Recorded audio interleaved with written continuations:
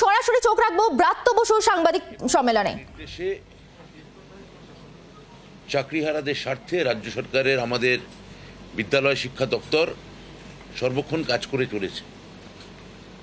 আজকেও মুখ্যমন্ত্রী তার সভা থেকে বলেছেন যে চাকরি আমরা দিয়েছি, কারা চাকরি খেয়েছে আপনারা জানেন। আমি যেটা এখানে প্রথম দিন বলেছিলাম যে আমরা না হয় এই কেসটায় সুপ্রিম কোর্টে হেরেছি, কিন্তু জিতলো কারা? এই প্রশ্নের উত্তর আপনারা যদি দিতে পারেন ভালো হয়। যে এই কেসটা তো হারলাম সুপ্রিম কোর্টে, তাহলে জিতলো কারা সেটা জানেন সবাই, কারা জিতেছে। আমি আর সেটা বলছি না। এই যে আমরা কাজ করে যাচ্ছি এটা মাথায় রাখতে হবে। একই সঙ্গে আমরা কিন্তু পুরো প্রক্রিয়াটা মহামান্য ন্যায়ালয় অর্থাৎ সুপ্রিম কোর্টের পুরো বিষয়টা এখনো বিচারাধীন আছে। আমরা এটাও জানিয়েছি আপনাদের মাধ্যমে যে দ্রুত আমরা রিভিউ পিটিশনে আমরা যাচ্ছি, অর্থাৎ আইনি প্রক্রিয়া এখনো চালু তথা লাগু আছে। এবং আমরা সুপ্রিম কোর্টের মহামান্য বিচারপতিরা যে নির্দেশ দিয়েছেন তা আমরা অক্ষরে অক্ষরে পালন করতে আমরা বিশেষভাবে দায়বদ্ধ। এটাও আমাদের মনে রাখতে হবে যে ওই রায় বেরোনোর পরে আমাদের সরকার, আমাদের বোর্ড, মাধ্যমিক শিক্ষা পর্ষদ এখানে আছেন তার সভাপতি, তাদের সে সাম্প্রতিক আবেদন, তাতে মহামান্য সুপ্রিম কোর্ট আমাদের সরকার, মুখ্যমন্ত্রীর কথায় আমাদের দপ্তর, আমাদের বোর্ড আবেদন করেছিলেন এবং তার জন্যে ইতিমধ্যে সুপ্রিম কোর্ট 31শে ডিসেম্বর 2025 পর্যন্ত উপযুক্ত শিক্ষকদের কাজ চালিয়ে যাওয়ার জন্য ইতিমধ্যেই বলেছেন। রিভিউ পিটিশনও আমরা করছি, সেটাও আমরা জানিয়েছি। তাই যেটা এমন কোনো কিছু করা উচিত নয় যেটা আপনাদের রিভিউ পিটিশনকে দুর্বল করে। মহামান্য সুপ্রিম কোর্টের যে নির্দেশ তা লঙ্ঘিত হয় এবং সুপ্রিম কোর্ট যে নির্দেশ দিয়েছেন সেই অনুযায়ী কন্টেম্প্ট অফ কোর্ট যাতে আপনাদের না হতে হয় বা আমাদের না হতে হয় তা আপনাদের বজায় রাখতে মনে রাখতে অনুরোধ করছি। এটাও বলছি যে তারা সুপ্রিম কোর্ট যে রায় দিয়েছেন 31শে ডিসেম্বর পর্যন্ত আমি আপনাদের সেই উপযুক্ত শিক্ষকদের বলছি তাদের স্কুলে যোগদান করতে আমি অনুরোধ করছি। বেতনের কথা মুখ্যমন্ত্রী আজকে বলেছেন, আমাদের দপ্তর এই নিয়ে কাজ করে যাচ্ছে এবং আমি আবার বলছি যে নিশ্চিত করার দায়িত্ব আমরা নিচ্ছি। এমন কালকেও আমাদের ডিভিশন বেঞ্চে এসএসসির মামলা রয়েছে, তাহলে এমন কাজ এবং আপনাদের জন্যই এসএসসি লড়ছে, তাহলে এসএসসি যাতে কাজ করতে পারে মধ্যশিক্ষা পর্ষদকেও ঘেরাও করে রাখা হয়েছে। মধ্যশিক্ষা পর্ষদ যারা আবেদন করেছিল এবং একমাত্র সরকারই আপনাদের পাশে আছে, এটাও আপনারা খুব ভালো করে জানেন। তারপরেও আপনারা যাতে কাজ করেন এবং আমাদের সঙ্গে সম্পূর্ণ সহযোগিতা করেন। এবং এমন কোনো আমরা প্রথম দিনেই বলেছিলাম যে আমরা যা কাজ করব তা আমরা লিগ্যাল কনসালটেশন নিয়ে করব, আইনি পরামর্শ নিয়ে করব। তো আমরা প্রত্যেকটা ধাপ আইনি পরামর্শ অনুযায়ী এগোচ্ছি। আমাদের কাজ আমাদের করতে দিন, আপনারা গিয়ে আপনাদের কাজ করুন। এইটাই আপনাদের কাছে আমাদের স্বনির্বন্ধ এবং বিনীত অনুরোধ। এইটা আমার প্রাথমিক বিবৃতি আপনাদের এবং আপনাদের মাধ্যমে যারা আন্দোলন করছেন চাকরিহারা শিক্ষক তাদের জন্য আমার বক্তব্য। এবার আপনাদের যদি কোনো প্রশ্ন থাকে আপনারা অবশ্যই করতে পারেন। এই পরিস্থিতি তৈরি হলো কেন? একটা বৈঠক ডাকা হলো, সেই বৈঠকে একটা সিদ্ধান্ত নেওয়ার কথা ছিল না। দেখুন, বৈঠকটা যেটা হলো, বৈঠকে যে আন্দোলন শুরু হয়ে গেল, বৈঠকটা আমি বলি, বৈঠকটা ওরা চেয়েছিলেন এবং ওদের বৈঠকের শুরুতেই কথা হয়েছিল যে আমরা লিগ্যাল কনসালটেশন ছাড়া আমরা বিন্দুমাত্র এগোবো না। তো ওরা কতগুলো দাবি দিয়েছিলেন, তার মধ্যে বেশ কিছু দাবি লিগালি বলেছে করা যাবে, আবার কিছু দাবি বলেছেন এটা করা যাবে না। এটা সুপ্রিম কোর্ট এটা করতে বলেননি আমাদের কোনো তালিকা প্রকাশ করা, এটা সুপ্রিম কোর্টের কোনো ডিরেকশনে নেই। তো এটা আমাদের যারা আইনি পরামর্শদাতা এবং সর্বোচ্চ স্তরের আইনি পরামর্শদাতা যাদের কথা ওরা বিশেষভাবে দাবি করেছেন যে সেই ধরনের আইনজীবীরা যেন আমাদের পক্ষে দাঁড়ান রিভিউ পিটিশনে, এটা তাঁদেরই কথা। তো সেটা একটা পার্ট আমরা করতে পারিনি, কিন্তু এমন নয় যে করতে পারিনি মানে যে আমরা সেটা লিগাল কনসালটেশন নিইনি। এবং আমরা ওই বৈঠকেই বলেছিলাম যে আইনি পরামর্শ পেলে তবে করতে পারবো, আমরা পাইনি তাই করিনি। এই যোগ্যের তালিকা প্রকাশ করতে পারলেন না কেন? আর যদি আইনি পরামর্শ অনুযায়ী না পারে তাহলে যারা কারা বেতন পাবে, কারা স্কুলে যাবে, এগুলো নির্ধারণ হবে কি করে? সবকিছু তো এর পুরো তালিকাতে আমরা কি বলেছি, প্রথম কথা হচ্ছে যে যোগ্য আমাদের এই 17 তারিখে যে মধ্যশিক্ষা পর্ষদের যে তালিকা দেওয়া হয়েছে, যোগ্য অযোগ্য এটা আপনারা বলছেন আমরা নির্ধারণ করতে পারিনি। আপনারা যদি 17 তারিখের কেসটা দেখেন, যেখানে আমরা ক্লারিফিকেশন চাই, সেখানে খুব পরিষ্কার করে 17,206 জন তারা যোগ্য, এটা মধ্যশিক্ষা পর্ষদ এফিডেভিট দিয়ে জানিয়েছে। যোগ্য নয় মানে টোটাল টিচার যাদের চাকরি যাচ্ছে এর মধ্যে পুরো ভাগটা মানে 17,206 জন, 206 যে সংখ্যাটা দেওয়া আছে, হ্যাঁ সেটা দেওয়া আছে। অর্থাৎ আমাদের ভাগ আছে এবং আমরা সেটা সেই অনুযায়ী আমরা কাজ করছি। হ্যাঁ, সেই কাজ আমাদের করতে দিন। তো এটা এমন কোনো কাজ করবেন না যা আপনাদেরই রিভিউ পিটিশনে আপনাদের বিপক্ষে চলে যায়, বা এমন কোনো কাজ করতে বাধ্য করবেন না। আইনি পরামর্শ পাইনি, আমি যে বললাম আপনাদের। মানে এটা কি করলে কোথাও রিভিউ পিটিশনে অসুবিধা হয়ে যাবে? 17,602 জনের নাম না, এটা তো আমি বলেছি, ওরা অনেকগুলো দাবির মধ্যে এটা একটা দাবি ছিল। আমরা ইতিমধ্যেই আমাদের যে ক্লারিফিকেশন সেটা অনুযায়ী যোগ্য শিক্ষকদের ওরা বলেছেন কাজ চালিয়ে যেতে। তাহলে আমাদের যে স্কুল দপ্তরের যে সিস্টেম, সেই সিস্টেম অনুযায়ী এটা করা হচ্ছে। এখানে অনিশ্চয়তা কোথায় সেটাই তো আমি বুঝতে পারছি না।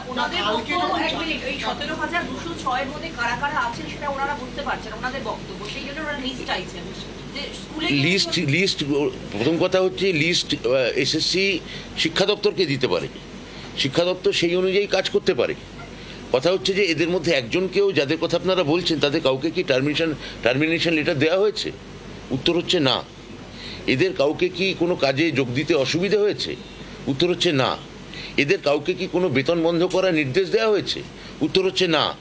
এদের কাউকে কি কোনো কাজ করার ক্ষেত্রে কোনো সরকারি আধিকারিক কোনো বাধা সৃষ্টি করেছেন?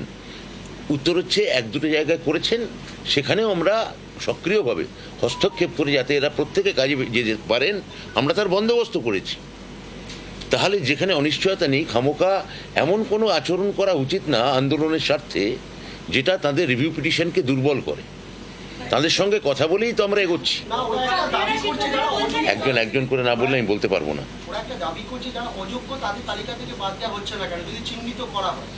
সেই তালিকা তো সুপ্রিম কোর্ট দিয়ে দিয়েছেন, এটা তো আমাদের আর চিহ্নিত করার কিছু নেই, সুপ্রিম কোর্টই জানিয়েছেন। তাই সেটা আছে, পাবলিক ডোমেনেই আছে। তা যেটা আমাদের এসএসসি করতে পারবে না, যেটা এসএসসির ক্ষেত্রে বাধা আছে, সরকারি স্তরে আমরা তো কাজটা করছি, তা সেটা আমাদের করতে দেওয়া হোক।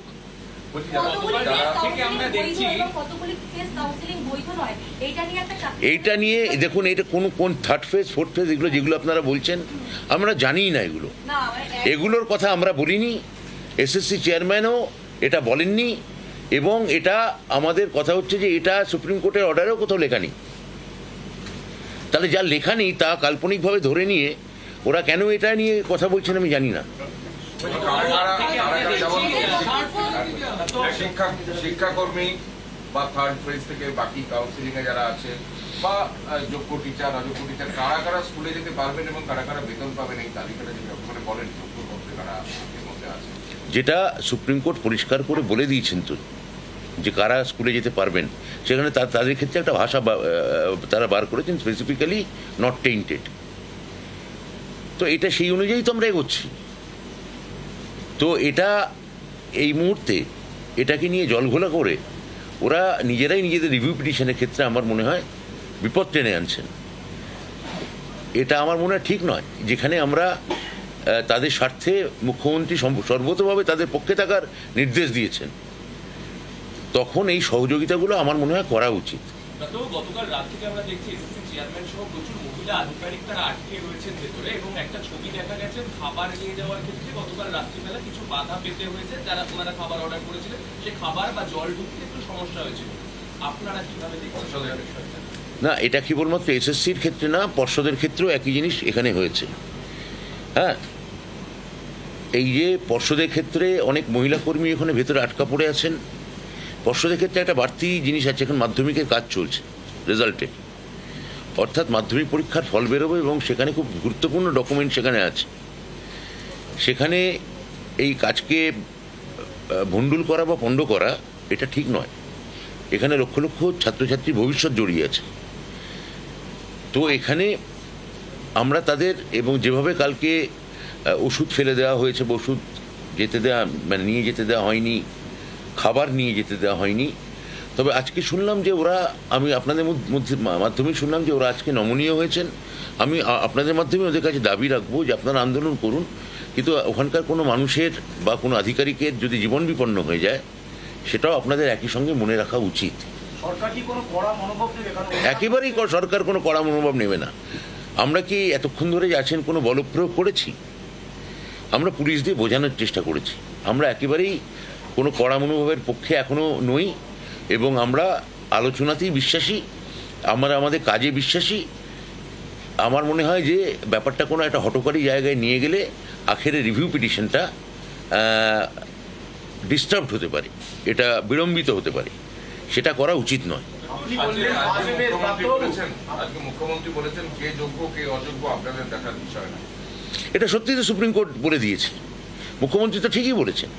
সুপ্রিম কোর্ট যেখানে বলে দিয়েছে এবং তার ভিত্তিতে যখন গোটা দপ্তর কাজ করছে, কারুর আমরা, এবং যেখানে মুখ্যমন্ত্রী বলেছেন, আমিও বলছি মুখ্যমন্ত্রীর কথার পুনরাবৃত্তি করে, যে কারুর মাইনের ক্ষেত্রে কোনো সমস্যা যেখানে নেই, তখন সেখানে এই আন্দোলনের যৌক্তিকতা কি আছে? 17,000-এর যে সংখ্যাটার কথা বলা হচ্ছে সেটা কি শুধুমাত্র শিক্ষক নাকি গ্রুপ সি? না, গ্রুপ সি গ্রুপ ডির ক্ষেত্রে তো একটা পরিষ্কার সুপ্রিম কোর্টের ডিরেকশন আছে। আমরা রিভিউ পিটিশনে তাদের কথাটাও বিশেষভাবে বিবেচনা করে আমরা আনবো। কিন্তু সুপ্রিম কোর্ট এখন অবধি শিক্ষকদের ক্ষেত্রে যে নির্দেশ দিয়েছেন সেটা আমরা অক্ষরে অক্ষরে পালন করব। আপনি বলছিলেন আপনারা পুলিশ দিয়ে ওদেরকে বোঝাচ্ছেন, এর আগে আপনাদের সঙ্গে ওরা বৈঠক করেছে, সেক্ষেত্রে ওদেরকে আবারও বৈঠকে আসার কথা বলছেন? আমি তো আশাবাদী যে ওরা যদি আবার আমাদের সঙ্গে কোনো বৈঠক চান, কিন্তু এই আন্দোলন মানে এই সরকারি কাজ করবে। মধ্যশিক্ষা পর্ষদ তাদের জন্য 31শে ডিসেম্বর পর্যন্ত রিলিফ নিয়ে আসবে। এসএসসি তাদের মাইনে নিশ্চিত করবে। সরকার যাতে তাদের তালিকা করে দেবে, গোটা ডিপার্টমেন্ট যাতে তারা মাইনে পান এবং কাজ করতে কোনো অসুবিধে না হয়, তার একমাত্র তার গ্যারান্টি হয়ে মুখ্যমন্ত্রীর কথায় গোটা শিক্ষা দপ্তর দাঁড়িয়ে থাকবে। আবার আপনারাই আমাদের মধ্যশিক্ষা পর্ষদের অফিস ঘেরাও করবেন, এসএসসির চেয়ারম্যানকে খাবার খেতে দেবেন না, তিনি যাতে কন্টেম্পট অফ কোর্ট হন। আগামীকাল ভাইটাল তার কোর্ট ডেট আছে কলকাতা হাইকোর্ট ডিভিশন বেঞ্চ, তার কাজ করতে দেবেন না। এই দুটো কী করে একসঙ্গে চলতে পারে? আরেকটা কথা, প্রাপ্তব্য অযোগ্যদের টার্মিনেট করার কি কোনো পদক্ষেপ আপনারা নিয়েছেন? আমরা জানি না, জানতে চাইছি। সেটা আমরা আবার বলছি তো, আমরা এটা আইনি প্রক্রিয়া স্তরে আছি। প্রত্যেকটা ধাপই খুব খুঁটিয়ে দেখা হচ্ছে। আমাদের দুটো দিক মাথায় রাখতে হচ্ছে, আপনারা মনে রাখবেন। একই সঙ্গে আমাদের সুপ্রিম কোর্টের নির্দেশ পালন করতে হচ্ছে, একই সঙ্গে যারা বঞ্চিত, যারা চাকরিহারা, তাদের প্রতি সম্পূর্ণভাবে যাতে আমরা মানবিক এবং থাকতে পারি। এবং যে আমি আমার প্রাথমিক বিবৃতিতে বললাম যে একজন নিরপরাধ যেন শাস্তি না পায়, সেটার ব্যাপারে আমাদের সতর্ক এবং সচেষ্ট থাকতে হচ্ছে। সেখানে এই আন্দোলন, আপনাদের সঙ্গে ক্রমাগত কথা বলা, তাদের মাধ্যমে মিটিং, আমি তো আবার বলছি আমি পরের ধাপে আবার তাদের সঙ্গে দরকারে বৈঠক করব। কিন্তু এই আন্দোলন থেকে তাদের এক্ষুনি প্রত্যাহার করা উচিত। কেননা একমাত্র এখন অবধি দেখা যাচ্ছে, তাদের অভিজ্ঞতা বলছে যে মুখ্যমন্ত্রী, সরকার এবং নতুন এসএসসি, নতুন আমাদের এই দপ্তর প্রবলভাবে তাদের পাশে দাঁড়িয়েছে।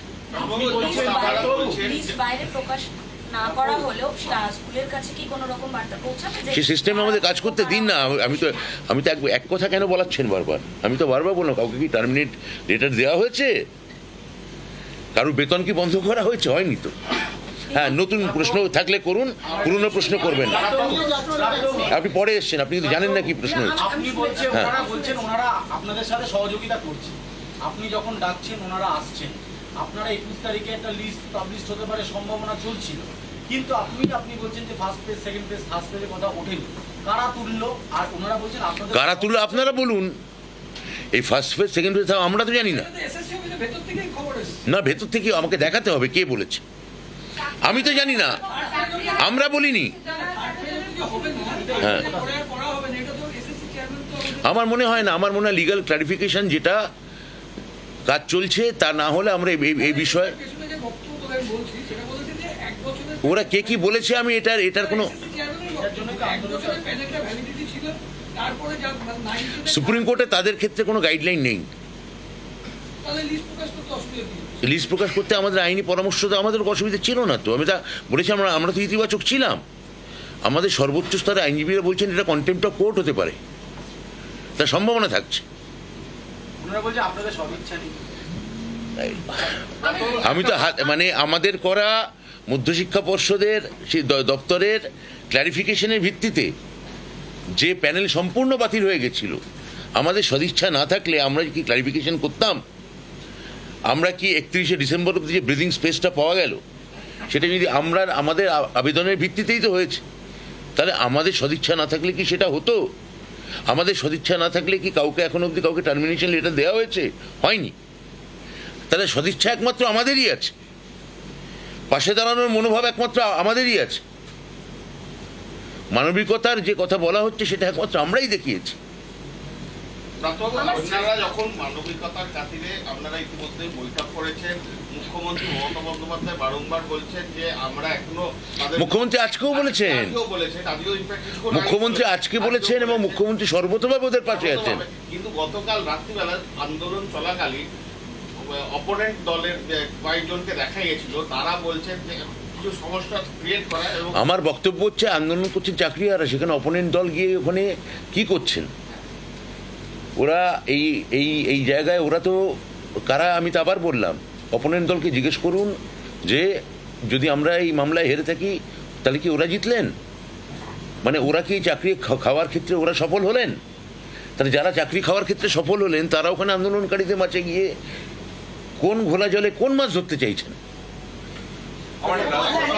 শেষ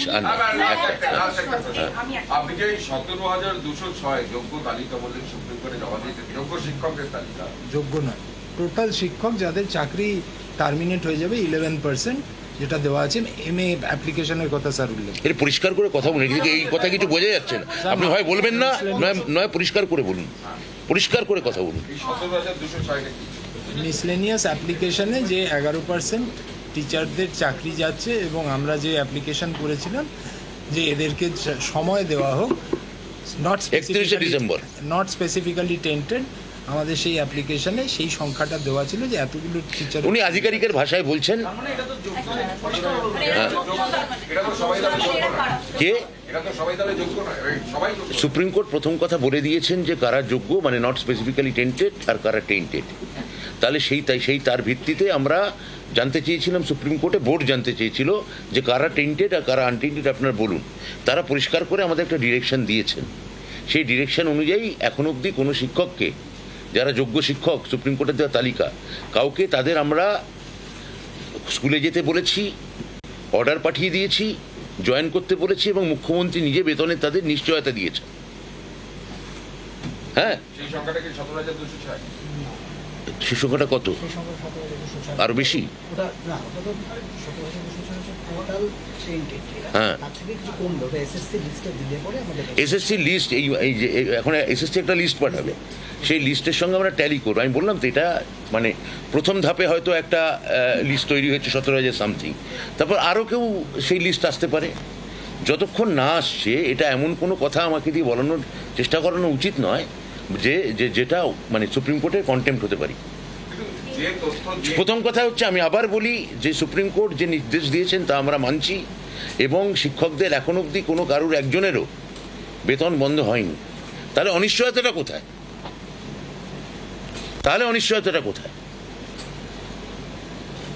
কিন্তু তারা অনিশ্চয়তা একমাত্র জায়গায়, একটাই জায়গায় তারা কাজে যাচ্ছেন না।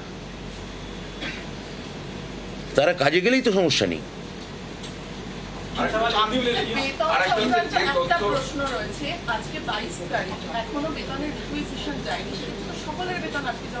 না না না, রিকুইজিশন কি অবস্থায় আছে? হ্যাঁ, এসএসসি লিস্ট আসছে, আমি বলছি তার আসার 2 দিনের মধ্যে এটা পাস হবে, 7 দিনের মধ্যে, আমি বলছি যত দ্রুত শীঘ্র এটা এই নোটিশ বেরিয়ে যাবে। কিন্তু একটা বিষয় আর কোনো উত্তর দেবো না, চলুন।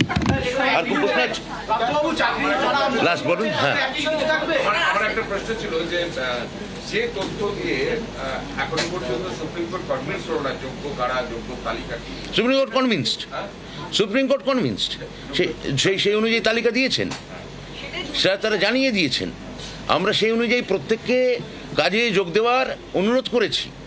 কারুর মাইনে বন্ধ হয়নি, কারুর টার্মিনেশন হয়নি। তাহলে এই যে ওরা নিজেদের মতো করে একটা কাল্পনিক ধরে নিয়ে কিছু একটা ভাবছেন বা কেউ একটা কিছু বোঝাচ্ছে, এই যে থার্ড ফেজ ফোর্থ ফেজ আপনারা প্রশ্ন করলেন, এ কথা তো আমরা বলিনি, সুপ্রিম কোর্টও বলেনি। তাহলে সমস্যা কোথায়? মধ্যশিক্ষা পর্ষদ যে 11% শিক্ষকদের কথা বলছেন, তার মধ্যে যোগ্য কারা অযোগ্য কারা 17,200-র মধ্যে মধ্যশিক্ষা পর্ষদ কোন 11% শিক্ষকের কথা বলছেন না। মধ্যশিক্ষক পর্ষদ যেটা বলেছেন তা এফিডেভিট করে পরিষ্কারভাবে জানিয়েছেন এবং সেটা পাবলিক ডোমেনে রয়েছে। কোনো নির্দিষ্ট পার্সেন্ট বা ইত্যাদি তারা বলছেন না। তারা যে আবেদন করেছেন তার ভিত্তিতে পরিষ্কারভাবে সুপ্রিম কোর্ট বলেছেন যে এরা সকলে এখন কাজে যেতে পারেন টিল 31 ডিসেম্বর। সেই সংখ্যাটা পাবলিক ডোমেনে এসএসসি এক্ষুনি জানাবে, আমরা জানিয়ে দেবো। তার থেকে বেশিও হতে পারে, সেটাই অঙ্ক, সেই ক্যালকুলেশনটাই চলছে। আন্দোলন তো উঠছে না, ওনারা বলছেন লাগাতার করব আন্দোলন। কোনো বার্তা থাকবে মানে আপনি একবার যদিও বলেছেন, আমি তো একবার বললাম যে আপনাদের এই মুহূর্তে আমরা যাতে কন্টেম্প্ট অফ কোর্ট না হই, আপনাদের এমন কোনো আচরণ করা উচিত নয় যেটা রিভিউ পিটিশন আপনাদের দুর্বল হয়। আমরা দ্রুত রিভিউ পিটিশনে যাচ্ছি, যেটা আমরা আপনাদের পক্ষে যাচ্ছি। আপনারা কেন এটা করে আপনারা এই ধরনের একটা হারাকিরি করছেন? আমার মনে হয় এইটা না করে সদিচ্ছায় আপনারা আমাদের সদিচ্ছায় সারা দিন, এবং আপনারা যদি বলেন পরের ধাপে আবার কোনো বৈঠক করতে হবে, আমরা করব। আমরা দু দফায় বৈঠক করেছি, আমরা বৈঠক করেছি, তবে তৃতীয় চতুর্থ দফা তো করতে রাজি আছি। কিন্তু আপাতত রিভিউ পিটিশন এবং আপনাদের যারা প্রত্যেকে যারা যোগ্য বঞ্চিত আছেন তাদের মর্যাদা ফিরিয়ে আনার জন্য আমরা বদ্ধপরিকর। সেই কাজটা আপনারা করতে দিন। আমি অনুগ্রহ করে বলছি, কোনো আন্দোলনের নামে এমন কোনো অমানবিক আচরণ আপনারা করবেন না যা ওখানকার পর্ষদের কর্মচারীদের বা এসএসসির কর্মচারী বা এসএসসির আধিকারিকদের প্রায় জীবন বিপন্ন হতে পারে। আমি একটা যেটা বুঝতে পারছি না যে হাইকোর্টের সিঙ্গেল বেঞ্চ, হাইকোর্টের ডিভিশন বেঞ্চ এবং সুপ্রিম কোর্টে যে চাল কাপড়কে আলাদা করা গেল না বলে এই সমস্ত বিড়ম্বনা। আবার সুপ্রিম কোর্টই তো আমাদের রিলিফ দিয়েছেন। হ্যাঁ দিয়েছেন, কিন্তু তার মানে তারা তাদের রায়কে সামান্য হলেও পুনর্বিবেচনা করেছেন। তাহলে সেখানে একটা আশার আলো আছে।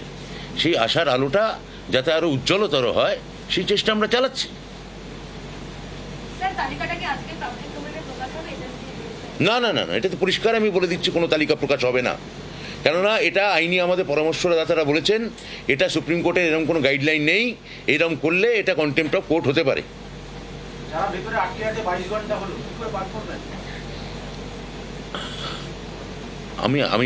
আমি সদিচ্ছার উপর ভরসা রাখবো এবং এসএসসি ওদের হয়েই যে কাজ করছে সেটা বুঝতে বলবো, এবং নিশ্চয়ই ওরা আমাদের আবেদনে সাড়া দেবেন, আমি এটাই বলবো। ধন্যবাদ। বাংলার আওয়াজ, বাঙালির আবেগ, জি 24 ঘন্টা।